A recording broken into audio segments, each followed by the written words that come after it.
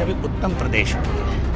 उत्तर प्रदेश तो अभी नाम का है, लेकिन उत्तम प्रदेश है। यहाँ पे देखिए, पहले जैसा माहौल नहीं है। रात को भी निकलो तो कोई परेशानी नहीं है। पहले डर था, अब वो डर नहीं है। कितने लोगों के ऊपर ईडी ने जांच किया हुआ है या छापे डाले हुए हैं।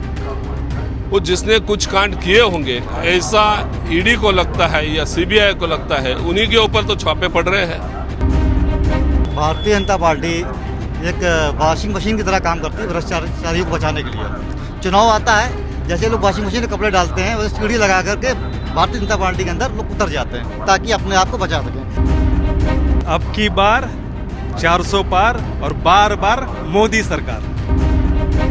सहारा प्रणाम, मैं हूं शारिफ जाफरी। सहारा समय की खास पेशकश चौपाल में आपका स्वागत है।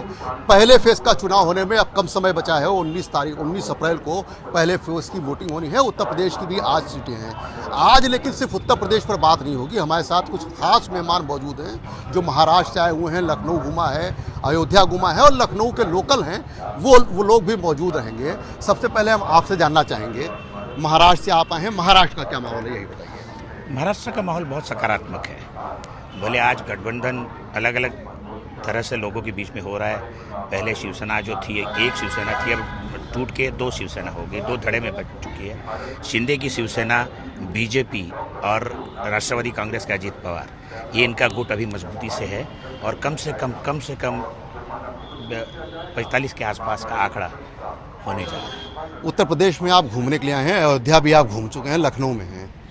कितना बदलाव लग रहा है, क्या लगता है, क्या होगा ये? उत्तर प्रदेश अभी उत्तम प्रदेश हो गया है। उत्तर प्रदेश तो अभी नाम का है, लेकिन उत्तम प्रदेश है। यहाँ पे देखिए, पहले जैसा माहौल नहीं है। रात को भी निकलो तो कोई परेशानी नहीं है। पहले डर था, अब वो डर नहीं है। तो आरोप तो लोग ये भी लगाते हैं कि पुलिस सुरक्षा में लोग सुरक्षित नहीं हैं, पुलिस के सामने गोली मार दी जाती है। सुरक्षित देखिए, आप और हमें क्यों नहीं कोई गोली मारता है। गोली उसी को लगती है जो बुरे काम करता है, और जो करता है वो भरता है। हम और आपको कोई डर नहीं है। आप 12 बजे जाइए, 1 बजे जाइए, कोई तनाव नहीं है। तनाव से मुक्त रहना है तो फिर भय मुक्त कब होता है इंसान, जब उससे कोई डर नहीं होता। जो बुरा काम करेगा उसको तो डर तो होना ही है। चुनाव है उत्तर प्रदेश में, आप लोग घूम रहे हैं, अयोध्या घूम के आए हैं, कितना बदलाव लगा? लखनऊ आप आए हैं, लखनऊ में बहुत सारा बदलाव देख रहे हैं।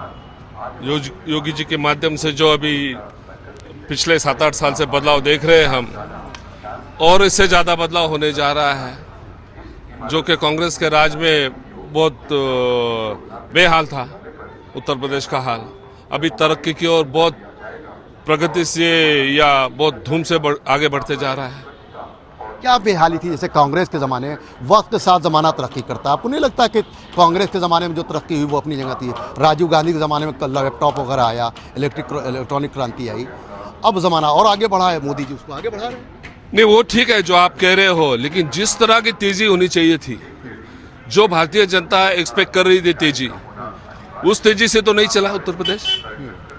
उस तेजी से चलना चाहिए जिस तेजी से पूरी वर्ल्ड में जो प्रगति होती जा रही है, उस तेजी से अगर हम और आगे नहीं बढ़ते हैं तो हम तो दुनिया से पीछे रहेंगे।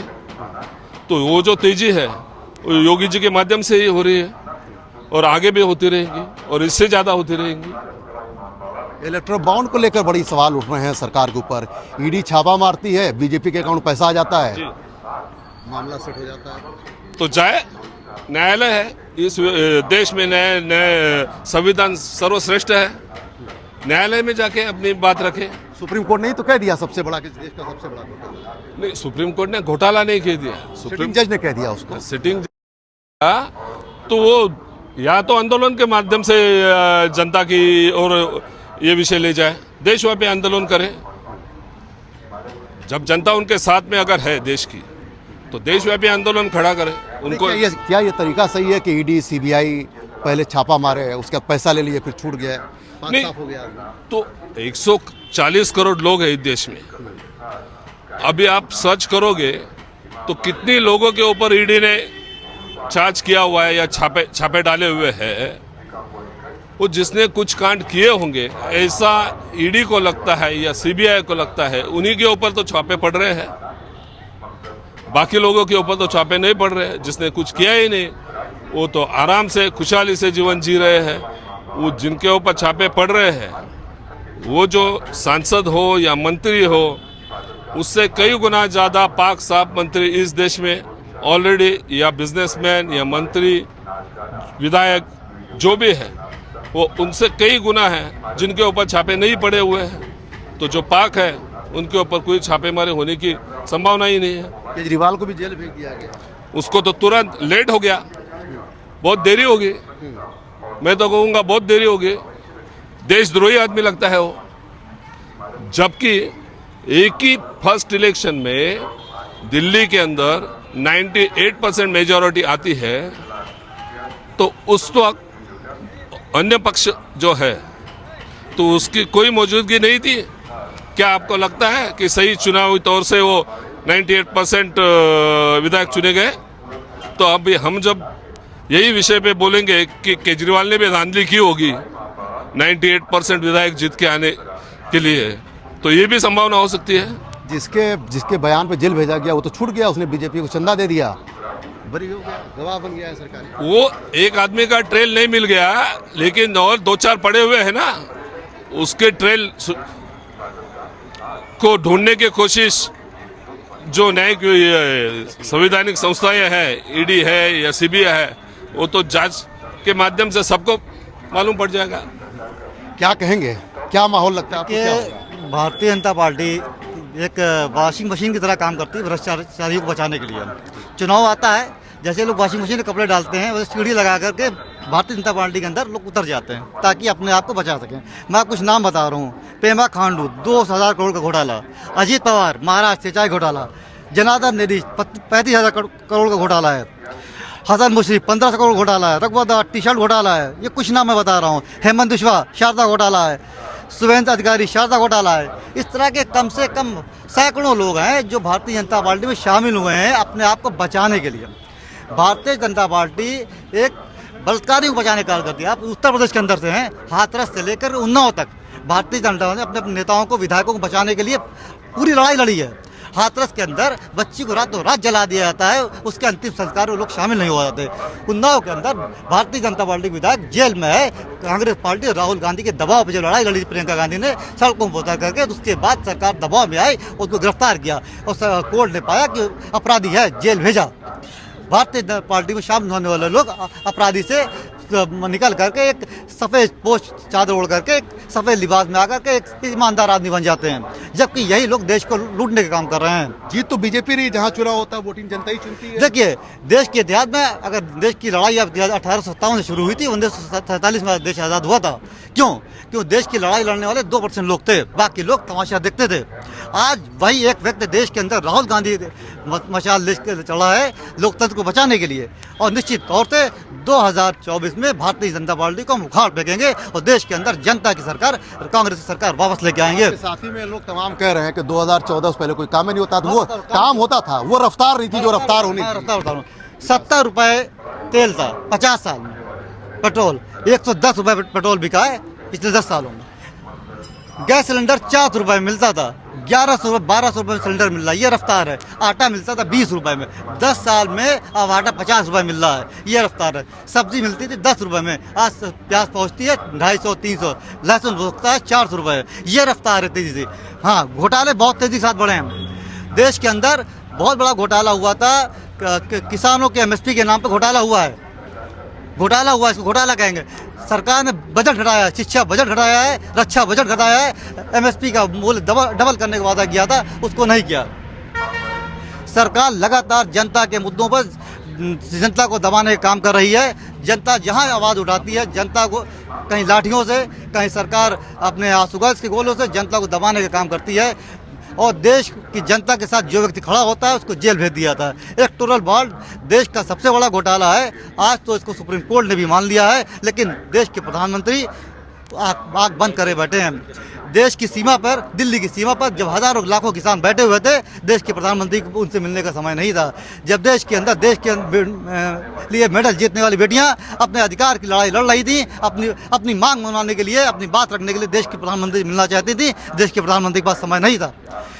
देश के प्रधानमंत्री का समय क्या आता है कि विपक्षी पार्टियों को कैसे तोड़ा जाए, शिवसेना को कैसे तोड़ा जाए, NCP को कैसे तोड़ा जाए। जो घोटाले किए हैं उनको लेकर के आओ, उनको बरी कर दो, हम तुमको बरी कर देंगे, तुम हमारे साथ शामिल हो जाओ। ये भारतीय जनता पार्टी और प्रधानमंत्री का मिशन है। देश के अंदर अगर कोई एजेंसियां काम कर रही हैं, EDO CBI काम कर रही है, आज दिसंबर में छापा पड़ता है और नवंबर में इलेक्टोरल बॉन्ड और जनवरी में इलेक्टोरल बॉन्ड लोग चंदा दे देते हैं। भाजपा का काम है चंदा दो धंधा लो, चंदा दो धंधा लो, ये भाजपा का काम है। क्या कहेंगे, आप उत्तर प्रदेश में आए हुए हैं, कितना बदलाव हुआ लगता है उत्तर प्रदेश और क्या लगता है क्या होगा इस बार? सर अब की बार 400 पार और बार बार मोदी सरकार। अभी भाई साहब जो बता रहे थे ना, ये सब कंफ्यूजन वाला है, इसको ज़्यादा डिटेल में लेना मुझे पसंद नहीं है। लेकिन बोले दिया आप अपनी बात रखिएगा। लेकिन 2014 से रामराज है और ये रामराज हमेशा रहेगा। देश की जनता के लिए लड़ने वाला, देश की जनता के अधिकारों के लिए लड़ने वाला, जिसने देश की प्रधानमंत्री की कुर्सी को ठुकरा दिया था, चाहता देश का पीएम बन सकता था, उसने अपने सरकार के खिलाफ आवाज उठाई कि वो जनता को न्याय दिलाना चाहता था। जो व्यक्ति पूरे कश्मीर से लेकर कन्याकुमारी तक इसलिए चला कि देश की जनता को समझे। आज उसके खिलाफ इतने गर्मा के गिरे हुए शब्दों का प्रयोग करना इनकी हताशा को दर्शाता है। देश की जनता अपने बदलाव का बंद बना चुकी है। राहुल गांधी विश्वास कर रही है, जिस तरह राहुल गांधी देश की जनता के लिए लड़ रहे हैं, निश्चित रूप से देश में बदलाव होगा। रामराज की बात करते हैं, इसी उत्तर प्रदेश के अंदर हाथरस के अंदर बेटी को जिंदा जलाया जाता है, उसकी अंतिम संस्कार में घर वालों को शामिल नहीं हो जाता। बगल में उन्नाव आप चले जाइए, वहाँ पर एक विधायक कुलदीप सेंगर भाजपा के बलात्कार करता है, उसके बाद उसको बचाने का काम करता है, उसके गाँवों की हत्या हो जाती है इसी उत्तर प्रदेश के अंदर। ये रामराज है। बिल्कुल, देखिए जो बात इन्होंने कही उसका हम भी खंडन करते हैं। किसी नेता या किसी आम आदमी के खिलाफ इस तरीके की भाषा इस्तेमाल नहीं करना चाहिए। क्या कहेंगे, आप उत्तर प्रदेश में हैं, घूम रहे हैं, इन्होंने जिक्र किया सिंगर तो जेल में है, सिंगर जेल में है। अभी हाल ही में जो दिल का दौरा पड़ने से मुख्तार अंसारी का निधन हुआ, उसके लिए भी कांड हुआ कि भाई उनको जहर दिया गया कि क्या। उनकी मौत तो प्राकृतिक हिसाब से हुई है। और सबसे बड़ी बात क्या है कि जब उन्होंने 6 आदमियों की शुक्ला और उनके परिवार की हत्या की थी, एक साथ 6 लोगों को मारा था, उस वक्त तो कोई नहीं चिल्ला रहा था। मौत है। चाहे इंसान जब मरता है ना तो वो मौत मानी जाती है और उसके बारे में नहीं बोलना चाहिए। विपक्षी जो सवाल उठाते हैं वो अतीक अहमद के हत्याकांड उठाते हैं, जो 20 पुलिस वाले थे उनके सामने। अतीक अहमद की हत्या हुई, ये बुरा हुआ, इस तरह से नहीं होनी चाहिए। लेकिन उनका अतीत भी देखिए ना, अतीत का अतीत देखिए। जब अतीत देखोगे तो आपको लगेगा कि जो करोगे वैसा भरोगे। वो एक शेर है कि छल करोगे तो छल मिलेगा, आज नहीं तो कल मिलेगा। अगर जियोगे जिंदगी सच्चाई से तो सुकून पल पल मिलेगा। जीवन में आप और हमें को क्यों नहीं टोकता? रात को 12 बजे जाइए, हाँ कोई पॉकेट मार आ जाएगा, कुछ शराबी आ जाएगा, आपसे पैसे ले लेगा, लेकिन हमारी कोई हत्या नहीं करेगा। जैसा करोगे वैसा भरोगे। और दूसरी बात, ये जो सरकार है ये निरंतर अनंत काल तक रहने वाली है। मैं तो बोलता हूँ भाई साहब कांग्रेस की है, वो उनकी विचारधारा, मेरी विचारधारा है कि मेरी विचारधारा 400 पार है। और दूसरी बात, मैं मेरा नंबर छोड़ के जाता हूँ, यूपी में जितने विरोधी है वो सब इकट्ठा होकर पैसे जमाए, मैं अकेला उनके साथ शर्त लगाने के लिए तैयार हूँ। आप फिगर बताइए, मैं फिगर लगाने के लिए तैयार हूँ। आप उत्तर प्रदेश बता रहे थे तो विपक्षियों की सिर्फ 2 सीटें आएंगी, 78 सीट बीजेपी गठबंधन की आएगी। जो विपक्षियों की 2 सीट आएगी वो बता दीजिएगा। विपक्षियों की सीट देखिए अभी 80 है, मैंने तो आंकड़ा 78 का दिया है। यूपी में टोटल 80 सीटें 80 है। 78 आपका कहना है बीजेपी है क्या? 2 बीजेपी यानी जो भी गठबंधन में है वो 2 विपक्ष की कौन 2 सीटें हैं? थोड़ी आपने वो बताया। विपक्षी थोड़ी बहुत मुझे ये तो लग रहा है या तो फिर इनकी अखिलेश की बीबी और एक हाथ कोई पूरी तरह से यूपी की जानकारी नहीं है। आपने पूरा 78 सीट जब आप बता रहे हैं, कुछ आपने गणना की होगी, कुछ काउंट किया होगा। काउंट देखिए, आपके हाथों पे गिना हुआ होगा आगरा, फतेहपुर सीकरी, मथुरा, अलीगढ़, मेरठ, बिजनौर, नगीना, सहारनपुर, गाजियाबाद, नोएडा, तमाम सीटें आपकी निगाहों में होंगी। एक रामपुर की हो सकती है और एक उनकी मैनपुरी, दो थोड़ी लग रही है। उसके बाद नहीं, उसके बाद मोदी मतलब योगी जी और मोदी जी। कैसे चलेगा ये बताइए। देश तो बढ़िया, एकदम बढ़िया चलेगा, तेजी से चलेगा, इसमें कुछ गुंजाइश नहीं, बहुत बढ़िया चलेगा, आगे बढ़ेंगे अपन। 3 नंबर 2028 वर्ल्ड में 3। मोदी जी 25 में कह रहे हैं, आप 28 में कह रहे हैं। मोदी जी 25 में कह रहे हैं तो 25 होना ही चाहिए, होएगा, पक्का होएगा। ये थी सहारा समय की खास पेशकश, चुनावी चौपाल, जिसमें तमाम लोग अपने अपने ख्यालात से सहारा समय और देश की जनता जो है, जो लोग हैं, उनके बता रहे थे कि देश का क्या मूड है, किस तरीके के नतीजे आ सकते हैं। इसमें कुछ लोग महाराष्ट्र से आए हुए थे जो अयोध्या भी दर्शन करके आए हैं और अब लखनऊ में घूम रहे हैं। इन लोगों का ये कहना है कि बड़ा परिवर्तन देश में न सिर्फ उत्तर प्रदेश में देखने को मिल रहा है, बल्कि उत्तर प्रदेश में भी बड़ा परिवर्तन देखने को मिल रहा है। लखनऊ बदला हुआ नजर आ रहा है, अयोध्या बदला हुआ नजर आ रहा है। सहारा समय के लिए लखनऊ से सत्येंद्र राय के साथ